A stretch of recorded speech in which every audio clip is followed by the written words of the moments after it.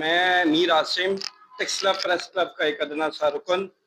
آج جو ہنگامی اجلاس طلب کیا گیا ہے، شکریہ ادا کرتا ہوں جناب اپنے صدر حسن الطاہر صاحب، دیگر تمام احباب کا۔ آج جو پولیس گردی ہوئی ہے نیشنل پریس کلب، جو ہم سب صحافیوں کا ایک گھر ہے، ہم سخت اور پرزور مذمت کرتے ہیں اس پولیس گردی کی، اور یہ بتا دینا چاہتے ہیں کہ نہ صرف ٹیکسلا واکنڈ بلکہ پورے پاکستان کے صحافی متحد ہیں، اور جب تک ان ملزمان کو کیفر کردار تک نہیں پہنچایا جائے گا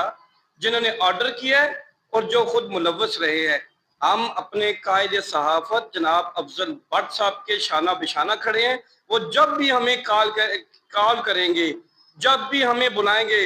ہم شیشہ پلائی دیوار، ٹیکسلا پریس کلب شیشہ پلائی دیوار ان کے شانہ بشانہ کھڑا ہوگا اور ہر ظلم اور ہر جبر کے سامنا کرنے کے لیے تیار ہے۔ اور دیگر اداروں سے بھی ہم کہتے ہیں، خاص کر جو جن کا تعلق قانون